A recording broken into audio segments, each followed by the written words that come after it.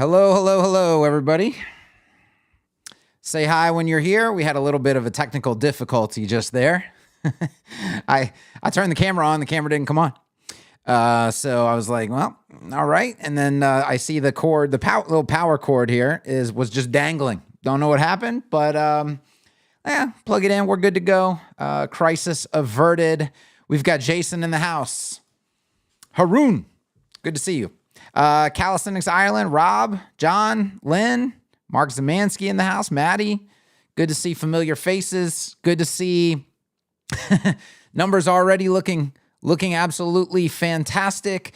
I got to tell you before we get started today, well, first of all, this is probably going to be maybe a little bit shorter WDD live, maybe around the hour 15 mark, somewhere in there. It really depends. I don't know. I never know until we really get into things. You know what I'm saying? But I got the absolute worst sleep of like the last decade last night.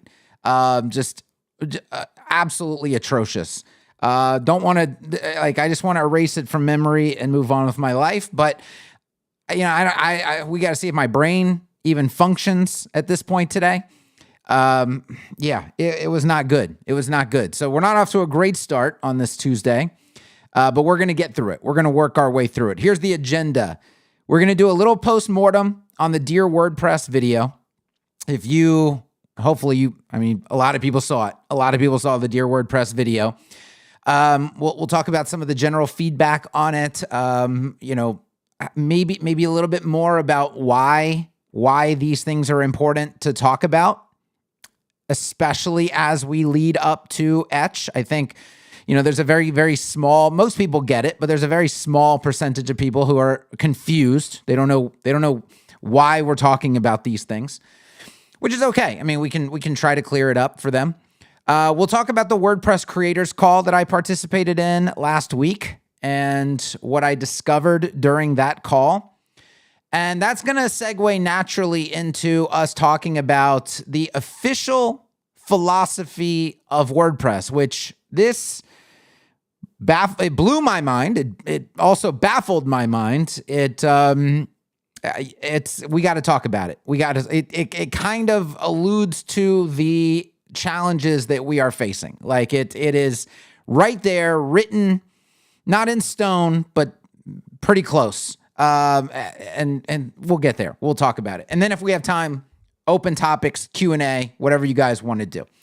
Okay. All right. Are we good with audio before we get going? Are we good with video? Are there any other technical difficulties that I have to address on 2 hours of sleep?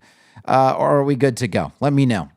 I do see a couple questions popping into the chat. One of them, at least, does not have the hashtag.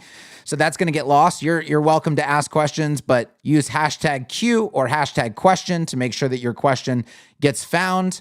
Everybody is saying that the audio, video are good, so we are just going to get to it. Okay, so Dear WordPress, put out the video and the general reception. I'm going to just check the stats on it real quick. Let me go to YouTube right quick. I know you guys can't see what I'm doing, but it's okay. And there's actually multiple windows here I got to get through. Okay, so let's go ahead and take a look at what our stats are looking like on Dear WordPress. Where are we at? All right. This is actually quite interesting. So we broke the 10,000 views mark, which I think is good. That doesn't happen too often, especially in this time frame. So that's good. 10,000 views, 266 comments. And then I only get the likes versus dislikes ratio on YouTube. And I always find this to be very interesting. So 96% likes, so only 4% dislikes. That is actually my second lowest approval rating, if you want to call it an approval rating of some sort. Second lowest. Now, I told somebody the other day, I was like, if your second lowest approval rating is 96%, you're doing fairly well, especially given the nature of these live streams, you could say. There's a lot of room for people to disapprove of things, but I mean, we're still sitting at 96% approval rating. I can't remember which one was number one. Oh, there it is. Okay. Do you guys remember I tried building a layout with the WordPress block editor and it didn't go well video? That one has the record for the lowest approval rating on my channel.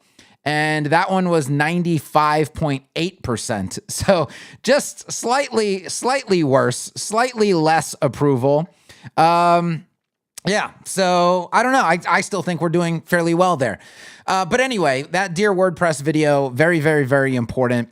And it's I don't know. Do you guys want to talk about why people? It's frustrating because some people are like, yeah, they like dismiss it as like marketing or something. And we've talked about this before, and I don't even know if we should get into it as a tangent or whatnot. But I laid out like very real problems and 5 things that need to happen inside of WordPress, and I think at least the first 3 and maybe probably 4 are fairly universally agreed on that like need to happen. And I've continually said that Etch is it's not the sole focus of this campaign. Like the Etch is part of a larger mission that we have inside of WordPress. And Dear WordPress speaks to that overall mission. It's not even like an Etch-focused video. That's not what the design was. The design is we have a mission.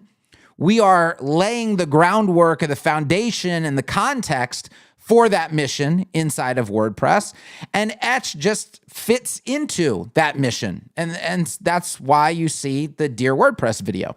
And so we have to create that foundation and that context. We're essentially creating a movement toward a much better WordPress, And Etch is a piece of that, but it's not the entire thing. And so what I would ask people to do is literally like stop like looking at it as, oh, what's the angle or what's the trick or it's look at the actual content. The content is there for a reason. Like digest the actual content. Decide if you agree with or don't agree with the actual content, and then just keep tuning in. Like that's it. It's not a game. It's not for show. It is that the mission is real. That content is important. We have to talk about these things because we have to change some things. Things have to change legitimately, just like the video says. So I don't know. I guess that's all I'll say about that. Overall, though, I was happy with how the video was received. I was happy with, if you go read the comments, I got a bunch of emails, some of them troubling. Like some people are like, man, I wish you had, come out with this kind of like content and mission like a year and a half ago. Cause that's when I left WordPress. Like I'm gone. I'm already out. Like I still see the content, but I'm not even a WordPress user anymore. That's a little bit troubling, and that's unfortunate. That's super unfortunate. I mean, that's going to happen. It's natural. That's going to happen. But yeah, it's people in like tons of agreement and essentially like, yes, let's do this. And I think they do recognize that for too long, there's been a bit of an echo chamber problem inside of WordPress. And anybody that's kind of had some criticism has kind of been like, oh, well, maybe we should do it. Maybe we should consider doing it. We need more leadership than that. We need more. We got to stop beating around the bush and begging and all this other. Like we actually just have to show up in numbers and be like, this needs to happen, and it needs to happen like relatively fast. Okay. They're going. So somebody says, where are people going? It's it's a bunch of different places. It's not one place. Like I can't be like, well, they're all going to Webflow, or they're all going over here. Like. They're all spread out. They're just choosing different platforms to go with. Okay. So that was the Dear WordPress postmortem. I don't know that there's much more to say beyond that, other than just I want to drive the point home that the mission that we're on is absolutely important. It is essential, and it is bigger than Etch. And so I really want you to pay attention to the content of the mission. And Etch is just a piece of that, and Etch is going along for the ride. But the mission is very, very, very important. It is essential to the, like I said in the video, the continued domination of WordPress. Like, we have, I truly think right now we're looking at, okay, next 10 years. By the way, in the Etch video, I'm going to go through the eras of WordPress. I don't think a lot of people realize that there are distinct eras of WordPress, starting all the way back in 2003, which I've been a part of every single era in WordPress. Like if you came in 2015, you probably don't understand, like you weren't here for the first era of WordPress. You might not have been here for the second era of WordPress. They're actually quite distinct. Like the WordPress experience has changed dramatically from era to era. And each era is almost exactly 5 to 6 years. Okay, so like it's weird how the timelines happened this way, but it's like a very clean partition of eras. There's 3 distinct eras, and we're about to enter era 4. Actually, Etch is what establishes era 4 in WordPress. But this era is going to be marked by, because some other things need to happen. It's not just, Etch can't just come in and just completely save the day. Like there's some other things that have to happen. And that's why the mission, guys, is important. Okay. That's why the content of the mission focused content is actually important. You have to pay attention to it and decide whether you're part of the mission or not. Very, very important. Because we're looking at the next 5, really, I think 5 to 10 years at this point. And we have the ability to either make this next 5 to 10 years amazing and absolutely dominate, or the next 5 to 10 years could just be kind of dark and not fun and not fantastic. And like that's kind of where we're at right now. So if things change, like I mentioned in the video, I think we're in for a really awesome ride.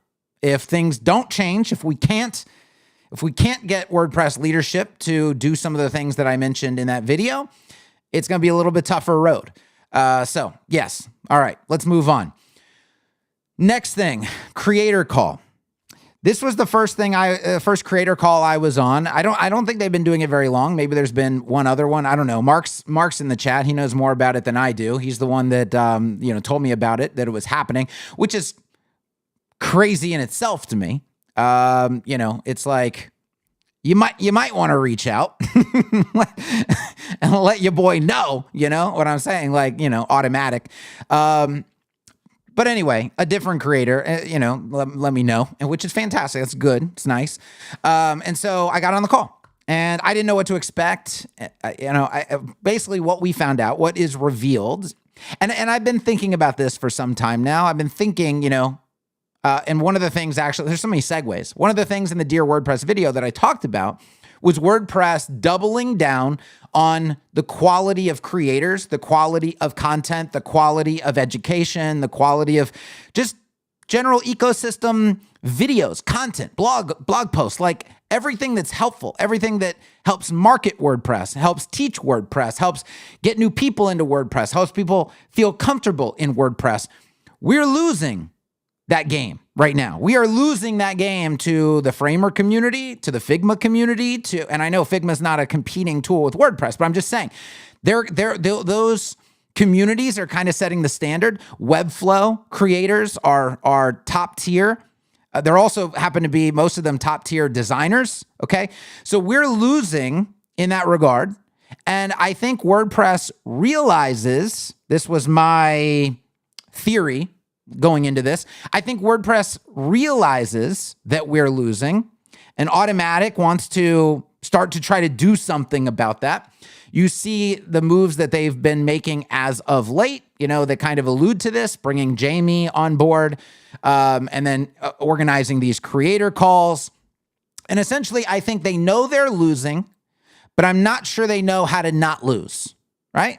Okay, so that's a very clear distinction. It's like, let's say I know I'm losing, but I'm not really sure how to win. And so they're bringing in people and saying, what ideas do we have? What can we do to stop losing here? I think that's what these creator calls maybe are focused on. But they're also kind of like, how can the tool get better, or what areas of the tool can we focus on in our content, or what needs to happen? Just what needs to happen for us to stop losing, essentially, which I think is a really good conversation to start. And I do really appreciate their effort in doing this.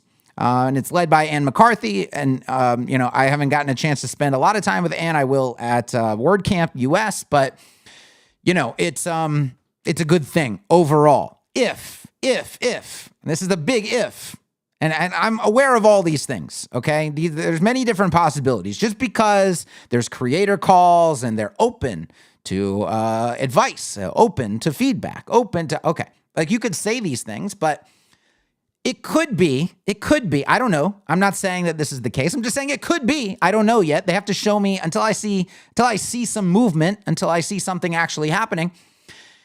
Could it be a situation where it's like, hey, let's get some creators together, and it's kind of like, this is what I hope it's not. I hope it's not like a WordPress creator therapy session where it's like, hey, come and vent.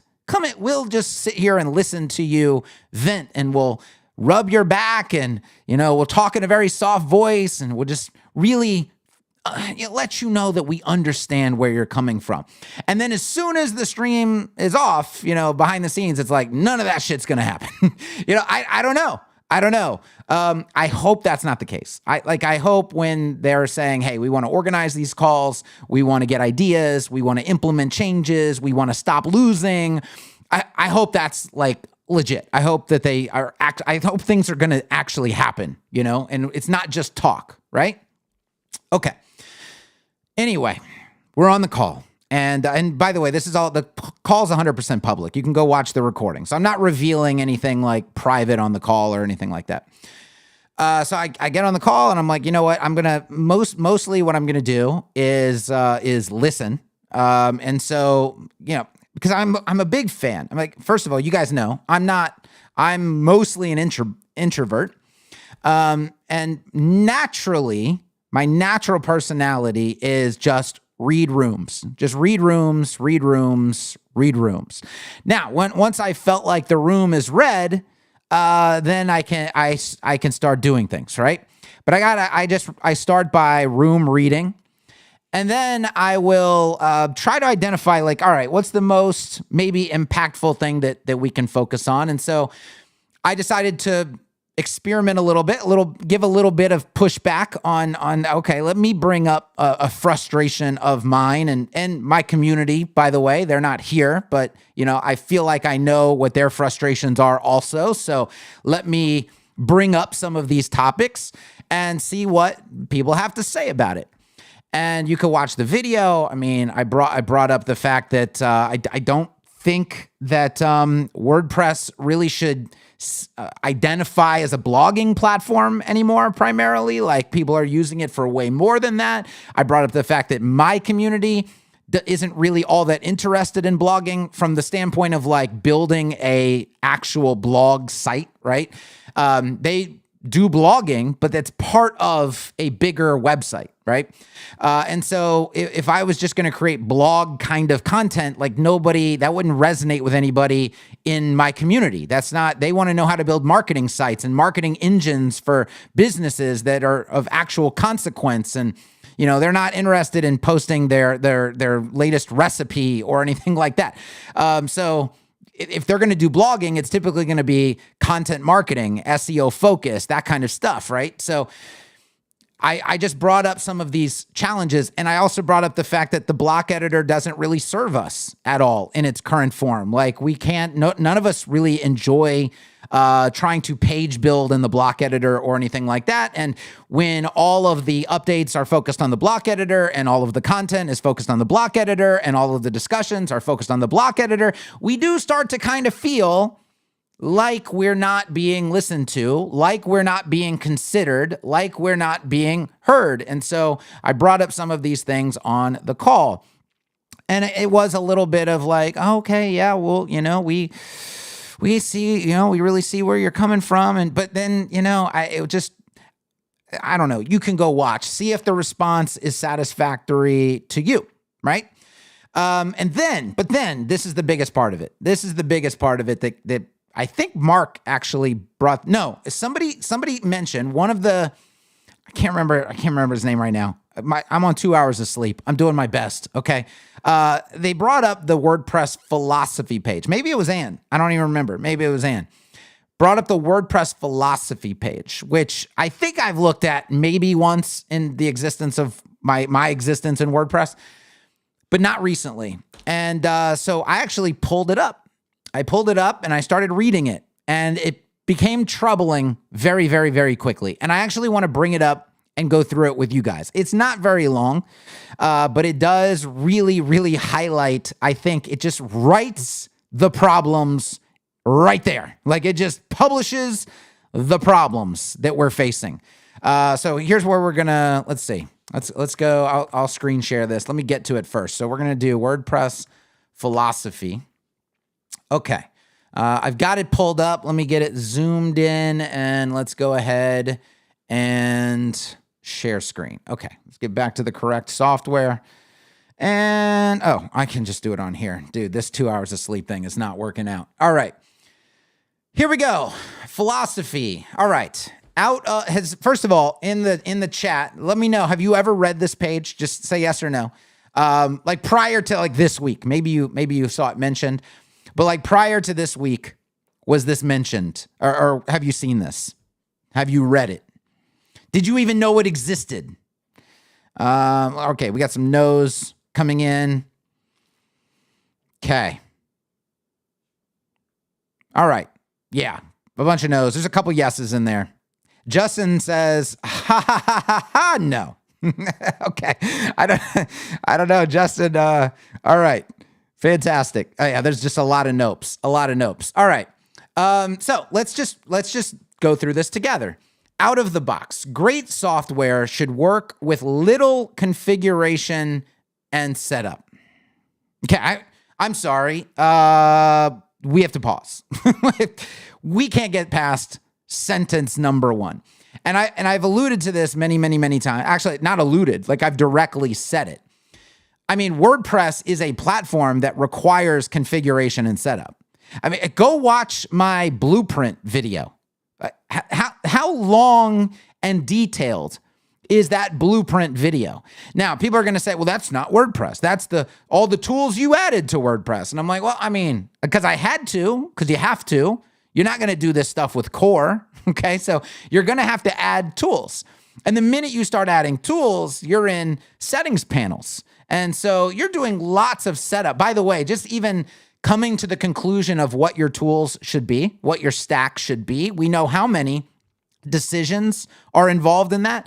We know how much consideration, weighing pros and cons, watching other creators and understanding how other people are doing their work. This is not great software should work with little configuration and setup.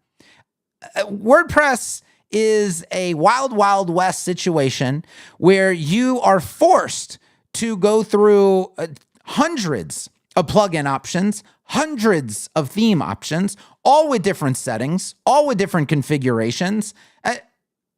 Okay, so how do you reconcile all of that with the first sentence of the philosophy page that says great software should work with little configuration and setup? I don't know.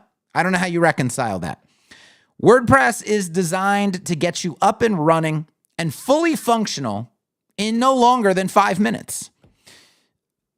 For what? Fully functional for what? What am I going to do after that 5 minutes of setup with WordPress? What I don't even know that I can get a hosting account and then spin up the one-click install and then do anything with the 2024 theme. In fact, I don't know. What are we? Are you sure?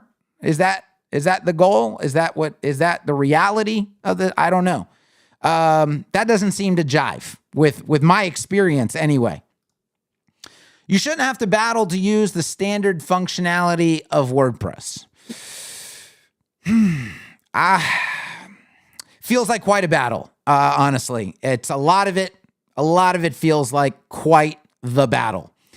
This is a rough first. I mean, it's a rough start.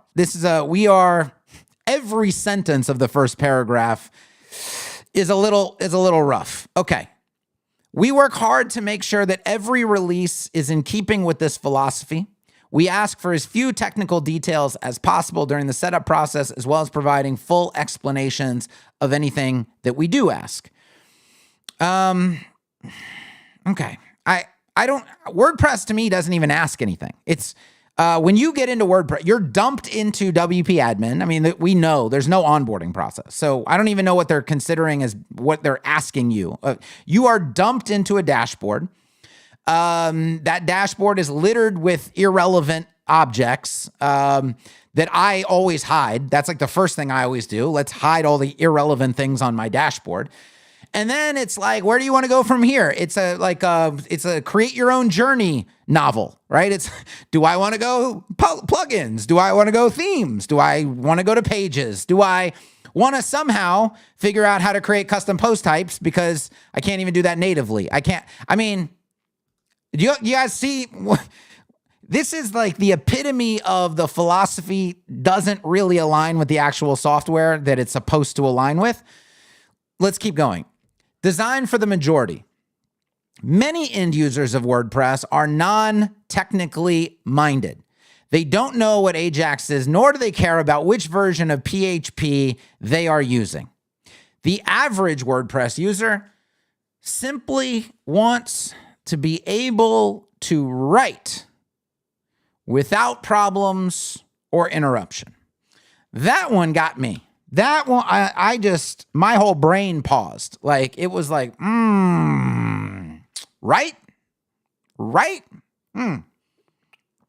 Okay, I see what's going on here. Now, when I immediately, that's my brain zoomed in on that word, right? Okay. And I believe it was Mark. Again, I don't remember exactly what the record is here, but you can go watch it. I think Mark said, but I was already thinking it. I'm glad he asked it. If he didn't ask it, I was going to ask it.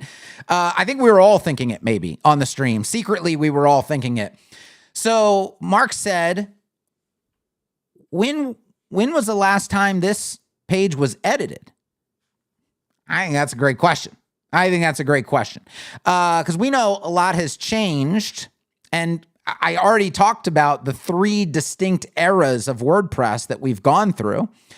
And so if this was written for like era 1 or era 2 and hasn't been updated for era 3 or any vision going forwards, that seems to me like a fundamental failure of the product philosophy, which obviously it goes back to leadership, right? Which I've talked about. Like I believe, I'm not trying to throw anybody under the bus. I'm just telling the facts of the situation. I think there's a leadership problem. Okay.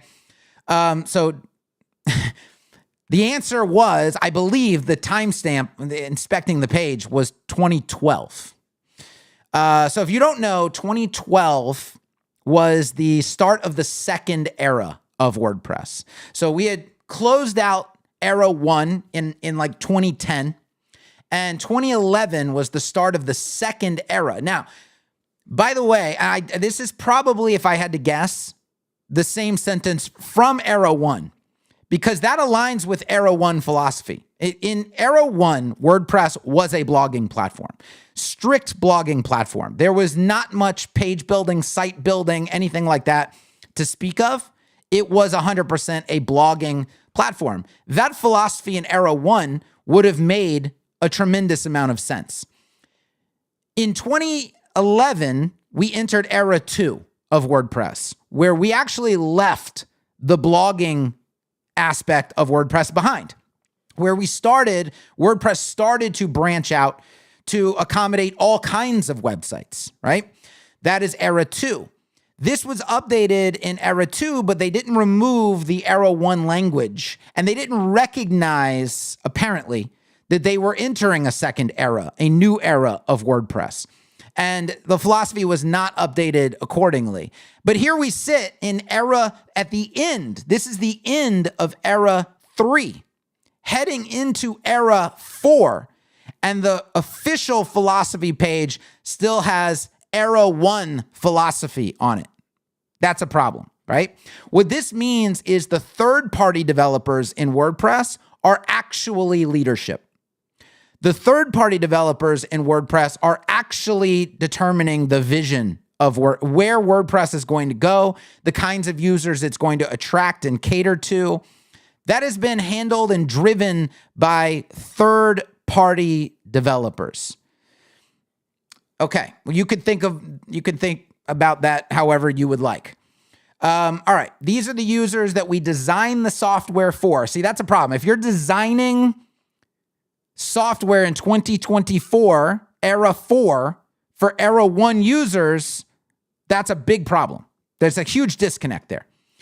Ultimately, the ones who are going to spend the most time using it for what it was built for. Okay. Guys, it gets a little worse. If you didn't think it could get worse, it gets a little worse. Decisions, not options. This kills me. This is what I've been ranting about for years. And it's right here. It's just, the whole problem is right here.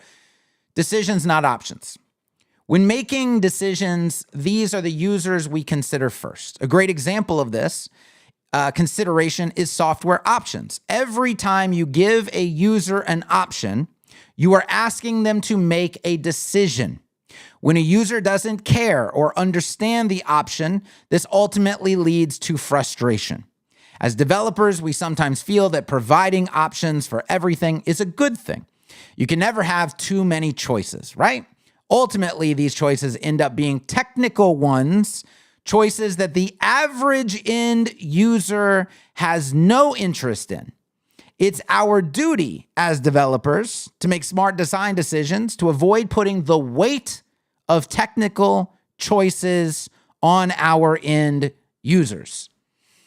How does that reconcile with the current experience of WordPress? As I've talked about, one of my biggest complaints about WordPress is the inability to onboard new users, to take the upcoming generation and get them involved in WordPress, to take Webflow people and get them involved in WordPress, to take Framer people and get them involved in WordPress. You want to win the game, you can't make it insanely difficult for all of these different communities to come in and start using your tool and your software. And the philosophy acknowledges right here, they can't have too many choices. They can't have to, the weight of technical choices, it says it right there. The weight, yes, the weight of technical choices. It's heavy. But what we're looking at is an ecosystem with no onboarding. And literally every step of using WordPress has the weight of technical choices behind it. Going back to what theme am I going to choose? The marrying of theme architecture and design layout is that it has to end. That has to end. This doesn't make any sense anymore. When they came out with the 2024 theme, I immediately, you know what the first question I asked? And everybody looked at me like I was a fucking idiot. And I'm like, am I the idiot? Am I the moron? I don't know. But I was like, oh, okay, they came out with 2024. If you're not aware, 2024, I believe, is the first official FSE ready block theme. Like, this is the future of WordPress, okay? This is their era. It's still era 3, really, but it's era 3 thinking. But that was like the FSE to them is their era 4. That's not my era 4, but that's their era 4, what they would call their era 4. But that's like the first official like FSE block theme thing, the future of WordPress. And so immediately I was like, so is there going to be a 2025? Because think about this, like, and this is crazy. And we talked about this. Actually, this came up on the stream. Like, if you switch out themes just to get like, oh, I want my website to look that way, like that theme does, or I want it to have those block options that theme does. Well, you're shit out of luck, my friend. You can't just be willy-nilly swapping themes. What you think this is? You think it's a flexible platform? Like, you think it has actual, sensical architecture? See, in Webflow and Wix and Squarespace, if you want your website to look like that thing over there, you could just switch to it. Right? Because it's all the same underlying architecture, but Themeland and WordPress, the architecture and the design are married together. And so you're not just, a new user is not just choosing how they want their website to look. They are automatically forced to make decisions about the technical architecture underneath it. And they don't know how to do that. They don't know how to make those decisions. So right away, in just choosing a theme, you've already put the weight of technical choices on the end user, as the philosophy says you don't want to do. But then look at 2024. It's like, why would there be a need for 2025? If you have theme.json and you have the block editor and you have patterns and you have all this stuff that should technically just live between any, like, we don't need more themes. We don't need more architecture opinions. What we need is a universal architecture, and then people build on top of that universal architecture. That's what happens in Webflow. That's what happens in Squarespace and in Wix. But WordPress doesn't behave like that. And that alone, that decision, puts the technical weight on the user automatically from moment one inside of WordPress, right? So now you've chosen your theme or whatever, or maybe you don't even want a theme, because there's other camps, by the way. I mean, and this is what somebody has to weigh and understand. Because if you take a new user and they're like, what path should I go down? Well, you can go classic themes. You can go block themes. You can go FSE block themes. You can go no block themes, no themes. Just go over here. There's things called page builders. You can use one of those, right? So that may be an option as well. That's something that they have to consider. And then it's not just, oh, there's one official page builder. There's like, I don't know, dozens, right? And do they all work? No, they all work very differently, right? So that if you want to talk about the weight of decision making, it doesn't get any heavier. It does not get any heavier than that. Okay, so choices, weight, technical stuff. This is completely antithetical to the actual philosophy page that we're looking at right here. It's something I've been ranting about for years and years and years. I don't know how you have a philosophy page like this, but then the end result is what we're actually experiencing in the tool. Okay. Clean, lean, and mean. The core of WordPress will always provide a solid array of basic features. It is designed to be lean and fast, and will always stay that way. We are constantly asked, when will X feature be built? Or why isn't X plugin integrated into the core? The rule of thumb is that the core should provide features that 80% or more of end users will actually appreciate and use. If the next version of WordPress comes with a feature that the majority of users immediately want to turn off or think they'll never use, then we've blown it. If we stick to the 80% principle, then this should never happen. Let's highlight. There we go. Read that again to yourself. Read that again to yourself.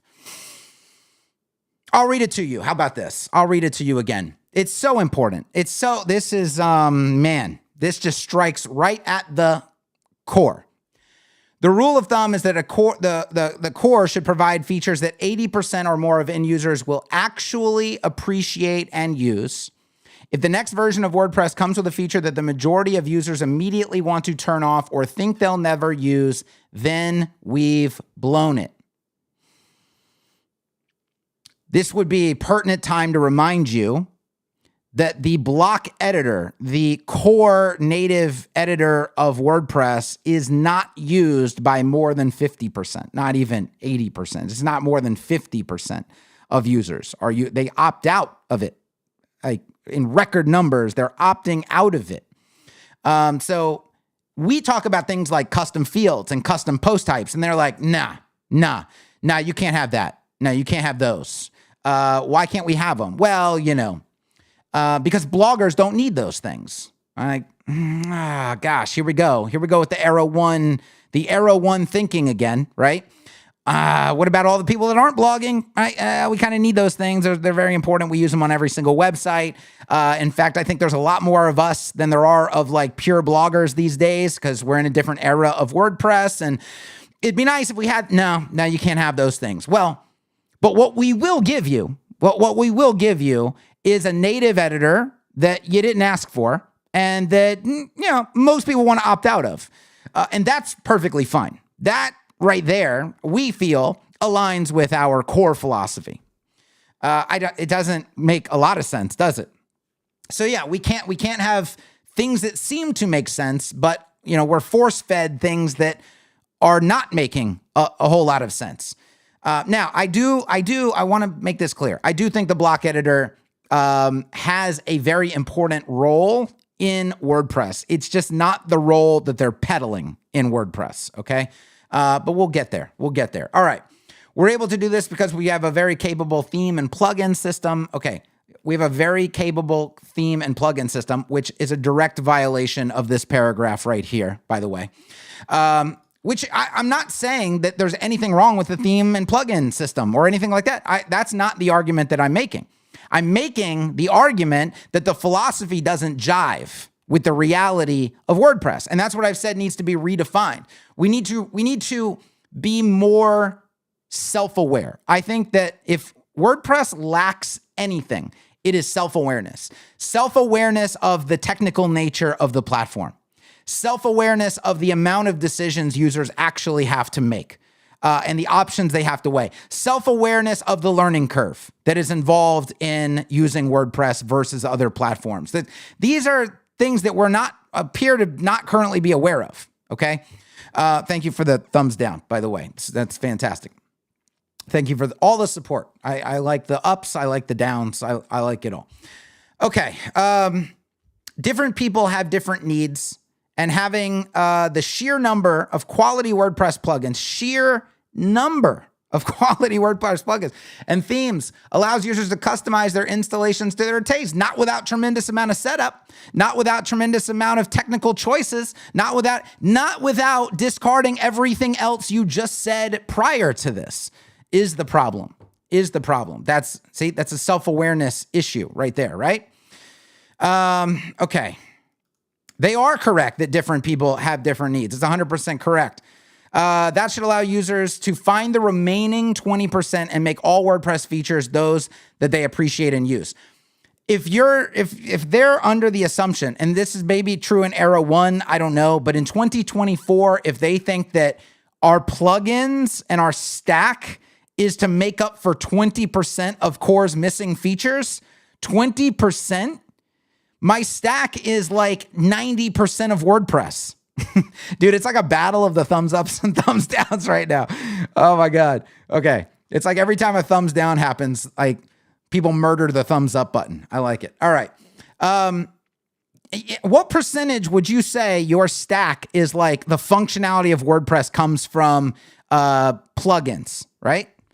Let me know in the comments. Like, do you think it's 20% of the functionality, or do you feel like, what percentage do you feel like it might be?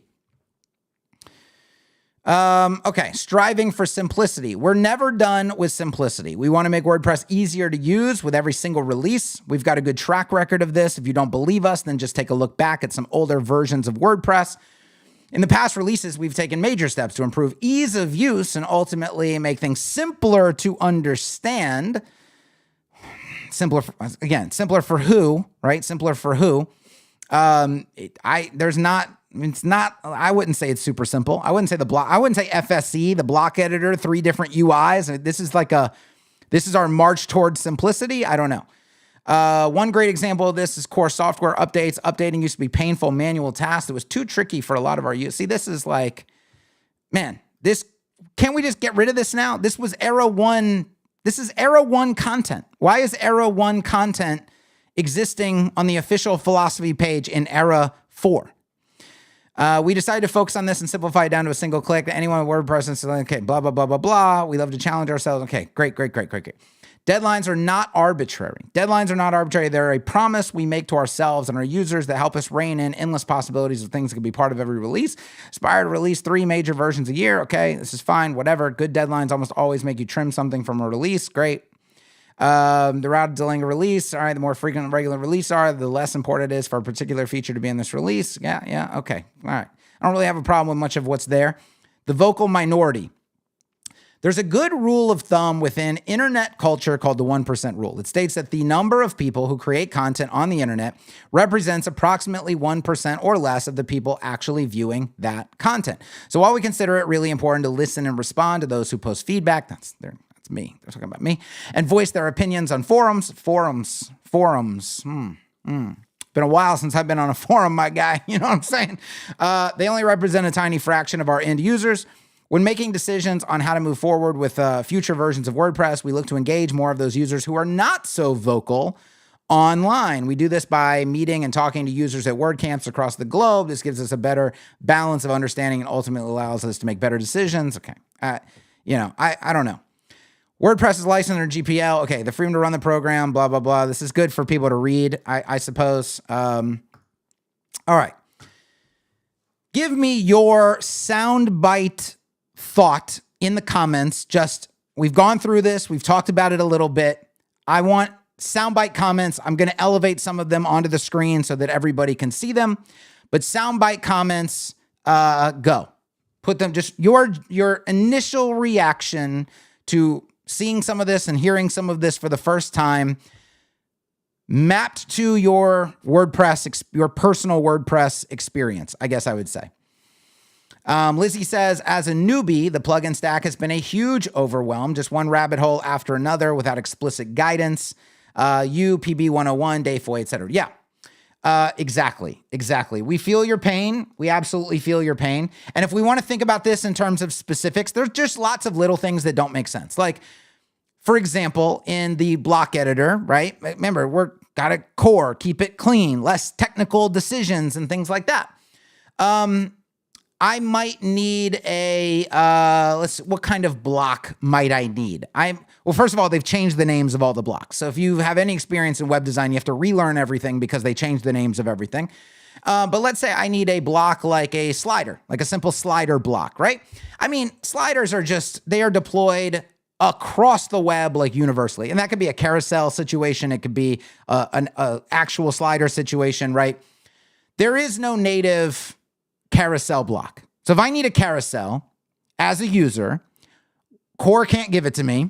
So what I immediately have to do is now start weighing my options of either individual plugins that all that plugin does is add a carousel, or a whole block system plugin that gives me maybe a carousel, an accordion, and a modal, and a this, and a that. But then I have to start weighing things like, all right, is it accessible? Is it well-coded? Is it going to conflict with my other stuff? Is it going to, right? So we took something that is a basic building block of the internet, and Core was like, no, we're not going to give that to you. You're going to have to now take on the technical weight of making considerations within the ecosystem for how you want to handle that. Okay, so that's antithetical to the philosophy right there. But what they will do, guys, let's go in here and look at this just so everybody's on the same page with how this works, okay? Let's go in here and just take a peek. Just take a little peek, a little look-see, as they might say. Let's go in, posts, and let's be in pages. I don't think it matters. Let's edit this page right here. And yeah, let's take a little look. Here we go. Let's add. What do they give you? Okay, well, you can have a verse block for writing poetry. Man, what do we think collectively is the percentage use case on this block right here? Like, I can't get the fundamental blocks that I need to actually build the site I'm trying to build. But here's a verse block. I mean, maybe it's like they're like, hey, you should probably take a break from serious work and maybe just try your hand at some poetry, right? Put that in there. That's a great, is that, do we think this aligns with the philosophy that 80% of people should be using the thing that we're giving you or we're failing? Didn't they just say that a minute ago? 80% of users should use it or we're not doing our job or something like that? Well, I'm pretty sure 80% of users would use a slider. I'm not so certain that 80% of users would use a verse block. So these are the things that just don't make sense to my brain. And it's, if the philosophy was the philosophy and it made sense and the software aligned with the philosophy, well, there's nothing to argue with. It's like, I mean, you just got to accept it. Guys, that's their philosophy. That's how they're building the product. They told you that's what they believed in, and they're doing it. So maybe you should go somewhere else if you don't like it. What's crazy making is here's a philosophy that we have, and everything that we do with the software is just going to kind of be antithetical to that and not really align with it and not really live up to it. But it also happens to be the wrong philosophy. And it was the right philosophy in the first era of WordPress. It's now the completely wrong philosophy because it hasn't kept up with the times. We should probably consider updating that, right? There's new concepts like a cover block. There's helper things like media and text, file, buttons. This is odd. This is very odd. I've always felt it's very odd that you're adding buttons instead of just a button. And I guess it's because they were like, well, users don't know how to put things in a group, which is why is it even called a group? I don't know. It's not called a group in any other aspect of web design. Okay, I mean, you can keep going. Rows and stacks. I got rows and stacks, but a group is a row and a stack. You want a group to be a row? You want a group to be a stack? Well, they can be those things, but we got separate things too that are called the same thing. And like, let me insert a row right here. It's got this little layout, but I can change it to a stack. I can change it to a group, but if I change it to a group, it'll actually have an inner wrapper. If I change it to a stack, it actually doesn't have the inner wrapper, but nobody really knows that because they never inspect what the block editor is actually doing. Now you can turn it into a grid. Can you turn it into a real grid? No, you can only turn it into this semi-variable type grid thing that's extremely limited. And you know, beginners probably still don't even understand what the hell's going on there. This is spacer block, right? This is the kind of stuff that you end up with when it's like you're designing for pure beginners who literally don't, but you're going to encourage them to do things wrong. You give them a spacer block. I mean, we've been over a lot of this stuff before. Look at RSS. This is Era 1, RSS, Era 1 WordPress right here. Throwback. Calendar. I mean, what? 80% of users going to use this? What are you using this for? I don't even understand what you're using this for. Never would I ever. Let's play that game. Never would I ever. We can play that game all throughout this this system here. So you just keep going and going and going and going and going. I wouldn't say I can just tell you outright. If we're using the 80% rule, like I wouldn't touch half this shit ever. Like it would be 0% use, 0% use. And I would love to know, what the percentage is for like a fucking tag cloud. Like, can you get any more Era 1 than a tag cloud module? Could we not have gotten rid of that maybe? Like, I don't know. Philosophy is stuck in Era 1. We're entering Era 4. Let me go. I want to elevate some people's thoughts onto the screen so it's not just mine. So these are people saying what their stack is worth to them in terms of functionality. 75%. 85+%, right? The idea that plugins, 90%, the idea that plugins and themes are just giving you the extra 20% that you need, the core doesn't give you. 85, 75, 90% plus. Okay. Okay. Let's see. I want to get some opinions here. Foundation, Bootstrap. Okay. I don't know what that is. All right. So, Jamie's got to fly. Piper the Cat Ross is ready for pickup. Okay. Best of luck. My stack is 95% of the functionality. WordPress provides only 5%. Core gives me a base for managing users and content. The stack adds all the functionality I need. I don't even use the default posts on over half of the sites I build. Most plugins shouldn't even be necessary, built into core. I don't know. I mean, we'd have to really assess that. There's a lot. Trust me, there's a lot that should not be in core. But there's some things like, custom post types, custom fields. I mean, let's stop arguing about this now. That's a given. Reminds me of the PC versus Mac philosophy. The PC was king because users were willing to tinker the hardware, software, but the Mac focused on the user. The dev took control in the background. Mac is now king. Exactly. WP Core at this point is just a database interface. The vocal minority section feels like it was written in 2003 and never updated again. I think you're absolutely right. Where can I see the WP eras defined that he is talking about? Jens, go to hwp.com, get on the waiting list. We're going to do a live stream next week, a series of live streams. Actually, in that presentation, I am going to take us through how we got to here, how we got to the point that we're at now, and why WordPress is actually desperate for an era 4, for a new era. And we are, if you're following the 5 to 6 year trend of all the previous eras, we are literally at the end of era 3. And the question is, what is era 4 going to look like? But I will go through the details of era 1, era 2, era 3, because it's important for us to understand how all of this has evolved and what every tool along the way has done for us. What gaps has it filled? Why were they great? Why were they so important in shifting how users use WordPress? And then what are their tremendous limitations? Because that shows us where WordPress needs to go next. So that will all be in that presentation. By the way, 24% of WP websites use Elementor, so I guess it also shows popular key builder versus Gutenberg for many users. That'd be interesting. I want to take a look at those stats. I've seen a lot of CMS-related stats, a lot of page builder-related stats, but then they're not calculated correctly. They always show the block editor as being a gigantic portion, and that's because the block editor is by default on every website unless you opt out. So it's like that stat doesn't really... Who's using the block editor as a page builder? That's the percentage of people I want to know about. I know that people are using it for writing blog posts because that's actually what it's fairly good at.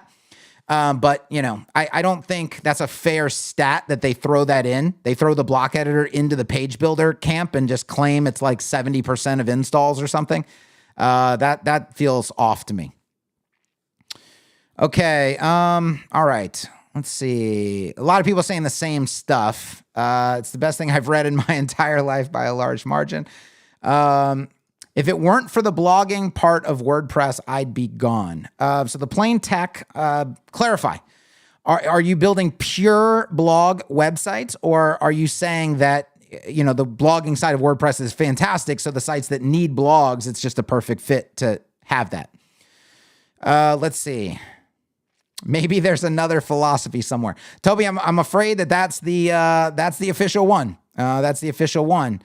And by the way, this is not just, oh, they forgot to update it, because when I'm on the calls with them, they're using era 1 and era 2 thinking and logic in their responses and their outlook, right? So there's a lot of WordPress people who are absolutely stuck in era 1 and barely working their way into era 2. And that's a big problem. Okay. Overall, WordPress is a mess, and you are right full on. It takes forever to build a clean website with good UI UX. Moreover, internally, WP is a mess, needing to be cleaned up for speed. Poetry. Leave poetry alone. Oh yeah, you're right. Toby, code is poetry. I forgot about that. Maybe is that the secret code block? Is that where we're supposed to put our code? Okay. Come on, Kevin. It's the perfect feature to write a love letter to the WP developers. Okay.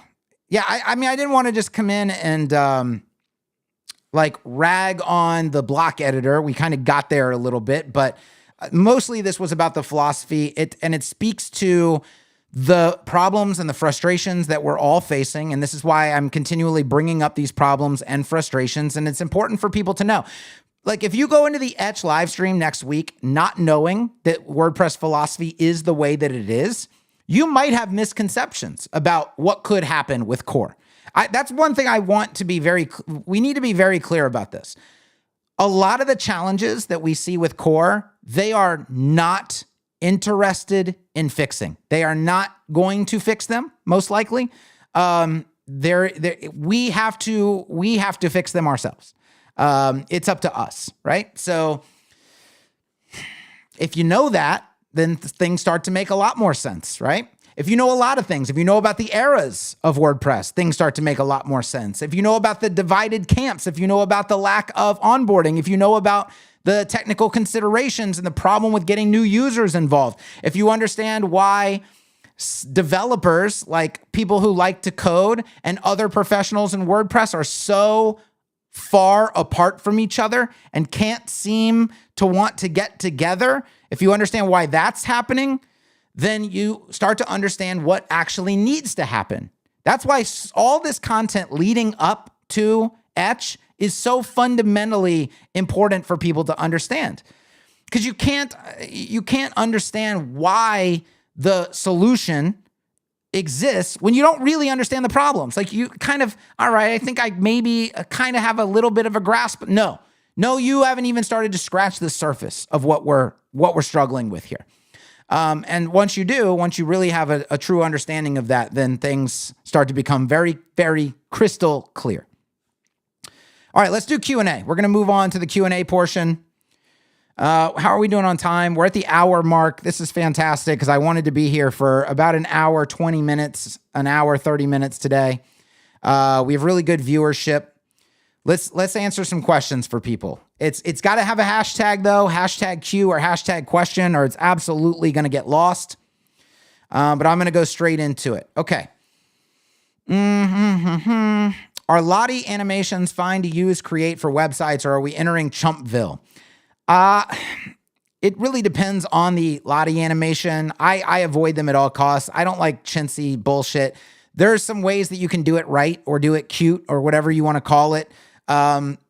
Maybe you could find like that it increases engagement in some aspects of the page. Have I seen any data on it? No. I tend to write it off in my mind as like, I don't really care all that much about Lottie animations. So maybe I'm not the right person to ask because I don't use them heavily.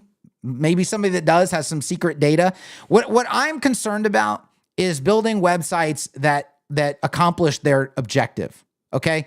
Typically for businesses, the objective is conversions of some kind, sales of some kind, leads of some kind, right? You got to put an offer in front of people. You try to get them to take the offer. That's like the bottom line objective.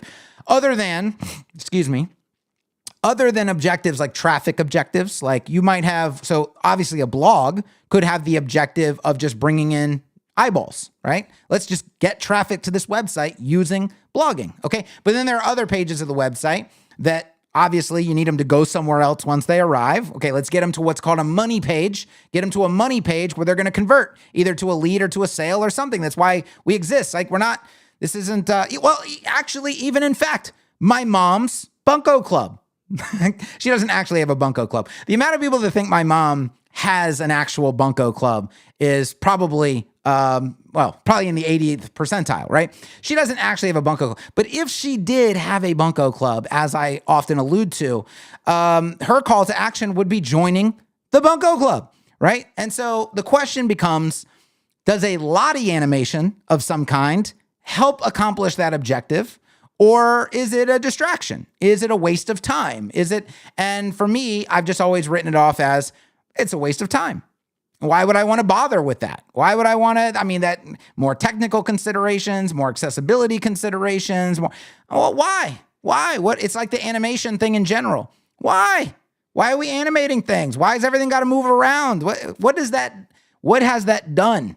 What has that done for conversions? Can you show me on this report where you made more money because you put those animations in? If you can show me that, I love them. I will love them. But most people can't show that, can they? Most people do. Oh, it looks cool, Kevin. It looks great. Most of the time it doesn't, actually. Let's just start there. Most of the time it looks like absolute shit. Most of the time it's distracting. Most of the time users want it turned off. Most of the time it's in the way. A lot of times it decreases conversions. A lot of times it blocks people from getting to the main objective of the website. So that's what I'm focused on. I'm focused on workflows that are maintainable, scalable, accessible, and that convert. That's the world I live in. It's a world I think most people should probably want to live in, right? Now, there's going to be the artsy, fartsy people. I get it. Okay. The people that want to win a design award. They want to win, they want to be on Webby or whatever, right? And so they want to come up with the next coolest shit ever invented on the internet in terms of website design. I get it. And if that's your prerogative and that's your wheelhouse and that's what floats your boat, have at it. Have at it. But if a client hires you and they need sales And that thing that you just did with all your scroll jacking nonsense, and if that doesn't get them sales, at the end of the day, you failed, right? It doesn't matter how many awards you win. At the end of the day, you fail. I'm not that kind of person. I'm the developer that's like, what's scalable, maintainable, accessible, and converts like fucking crazy. Let's do that. And then we just rinse and repeat. Okay. That creator call made me very sad. That is not a question, but I do concur. It was tough. It was tough, but it's going to get better. I actually have faith. I have faith in Anne. I have faith in our creator pool. Okay. Let's make that clear. I have faith that we can turn this ship around. I have faith that we can win once again. We can stop getting our butt kicked in creator land. Okay. All right. Can you please clarify about your Etch live streams time, the 1,000 max mark, the inner circle special, etc.? Well, the live streams are next week. Everybody on the waiting list will get a link to the live streams. I'll tell you what the days and times are, and it's first come, first serve. The software holds 1,000 people at a time. I'm doing multiple streams at different times to accommodate different time zones. If it's full and you can't get in, there's going to be another one. I will continue to do them until everybody's gotten their fair shot. I mean, you want to prioritize getting in as early as possible, obviously. We are on 1,000 license limit. That's not that it shuts down after 1,000 licenses. The first 1,000 get the best deal, and then the next 1,000 get a different deal, and then it just keeps kind of going from there. So things change, but that's how we've always done it. It's how we did it with automatic CSS. It's how we did it with frames. It's how I did it with the inner circle. It's how, except for the inner circle, I never actually changed the price. I said it was going to go up, but then I was like, you know what? I think people should just kind of, like, almost anybody should be able to access this, get the resources, get the education, because it's especially on the agency freelancer side, people come in literally with agencies and freelance businesses that are struggling, and their average website price might be $1,500, $2,000, something like that. You give them 6 months in the inner circle, I mean, they're putting together proposals, statements of work that are light years beyond what they had before, if they had anything. They've got processes in place. Their confidence in doing sales calls has gone up astronomically. They're selling discovery packages. They know how to do the discovery as part of that process. And now their average project price is up toward, $10,000, $15,000, somewhere in there. That's life-changing content, right? And, I just said, fuck it. Let's just keep it at $20, $25. That's it. Let's let whoever wants in. I don't want it to be free because I don't want the riffraff. You don't want the riffraff in there, right? So it can't be free. But let's just make it super, super, super accessible. So I never did that. But ACSS, people know the cost went up tremendously. People that early adopters to ACSS got they should have had a fucking mask on when they bought my shit the first time around. Same thing with frames, so when I say, and then you're also going to see, I can't, it's so difficult. It's so difficult to not just start giving a bunch of details. You'll get it. You'll understand when you see it. Being part of the first 1,000, being in this initial group, the early adopter group, the investor group, like this is by the way, you're at the ground floor of like, I see, I think you'll see too. Like when you acknowledge, fuck, this is where WordPress needs to go for era 4. And you're like, I'm fucking in, I'm all in on that. You'll recognize that you're on the ground floor of like something that is truly very special. And that will be phenomenal for all of us. So yeah. You're here. You're here now. I mean, that's you're half the battle is already won. Okay. I read that philosophy without the context. I would never have guessed it was WordPress. Yeah, that's a good point, Chris. That is a good point. Okay. You are right. They are wrongly stuck in era 1. Today, if I want to write, I will open a Substack. They forgot that what gave WP 50% of the market was web designers, not bloggers. I believe I agree with you, Hector. I think I've said this exact same thing. Yes. I agree about having WP Core updated with functionalities currently provided by plugins, but I wonder what's going to happen to the whole plugin marketplace. I mean, that's not our business. I mean, you want to make an omelet, you got to crack some eggs. Like, Etch is going to crack a lot of eggs. Okay, a lot of eggs are going to get cracked. People are going to be the sweat is going to immediately start. You know, I like to use the airplane. You remember the guy in the cockpit trying to fly the airplane, and sweat is just buckets of water, essentially, by the end of the clip is pouring off of him. That's going to be a lot of people. That's going to be a lot of people next week. It's just the sweat is going to start. It's going to come quick, and it's not going to stop. They're going to scramble. And this is why I haven't been able to give details up to this point. I'm not just withholding let's just make them wait. Let's just tease them a little bit. Like, that's not what is happening. I literally, the minute I give the details, by the way, there's organizations and products with a lot more money than I have. And they're going to, the scramble is going to begin. And so there's no reason to give them a head start. What we're going to, I mean, they're not going to win anyway. So, and I don't think most of them can't pivot from where they're currently at anyway. And you know, a lot of the details are still not going to be, you know, there's a big chasm between like, oh, I get the concept of era 4 and like actually making something happen. It's a big gap between that. So, but still, it's like, you read The Art of War with Sun Tzu. Like, I don't think he was like, what you should do is just give them a huge head start. That's what you should do. It's just dumb. That would just be dumb.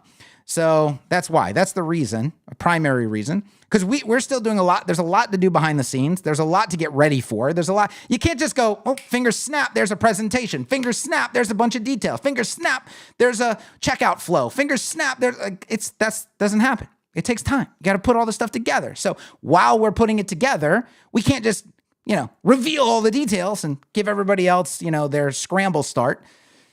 So yeah.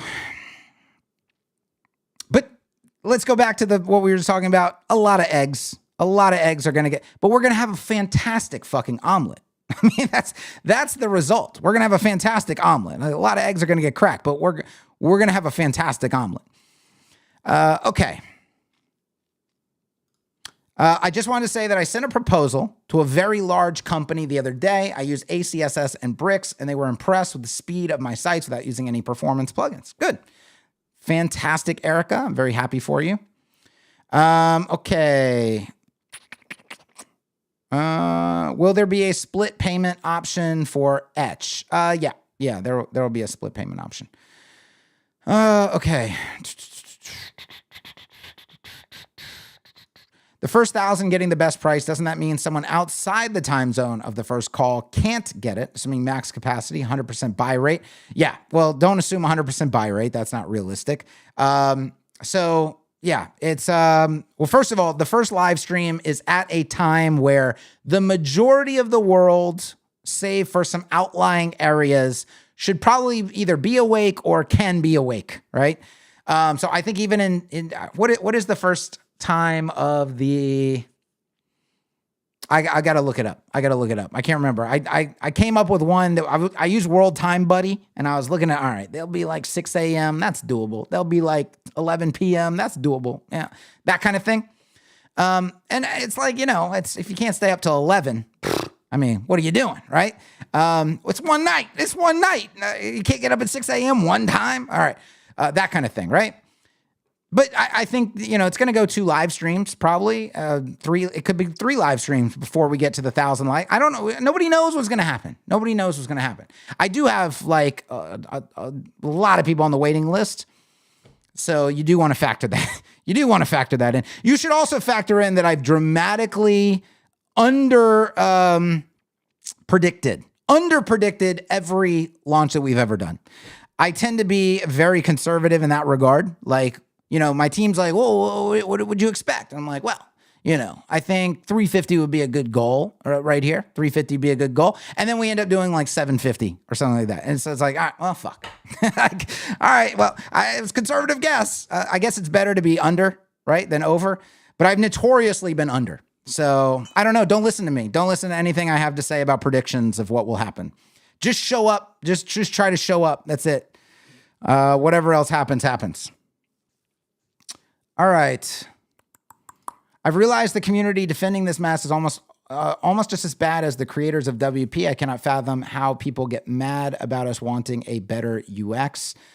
Well, I wrote an email the other day, and the subject line was pretty direct, and it says, they're not building it for you. And let's end on this. Let's end on this because we're bumping up against time. I still have a lot of work to do.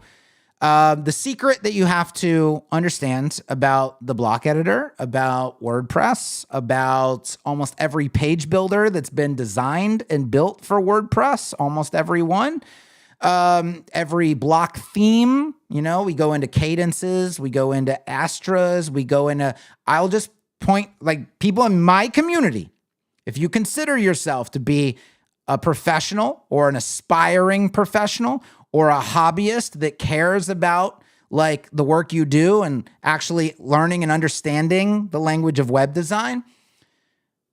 So again, think about all those categories that I just mentioned of products, and then let's put it together with this one line. This one line you have to understand, bake this into your brain, okay?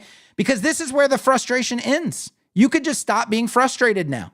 This is what helps me. I'm frustrated on your behalf because you actually, you know, we need a pathway forward, which you're about to get. But the line is this. And if you just keep repeating this to yourself, the frustration will go away and it will all make sense. And you could be fully accepting of everything that's happening now.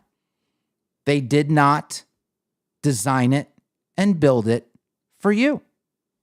And the minute you accept that, all is now well in the world. So the next question is, well, who is? Who is going to design it and build it for me? Well, it's the end of the stream, okay? All right, guys, I'll see you very, very, very soon. I do love you. I love your support. I love your questions, your comments, your likes, all of that, your emails. Next week's a big week. Get ready for it. It's exciting. We're ready to rock and roll. Okay, peace. I love you guys. I'm out. Cheers.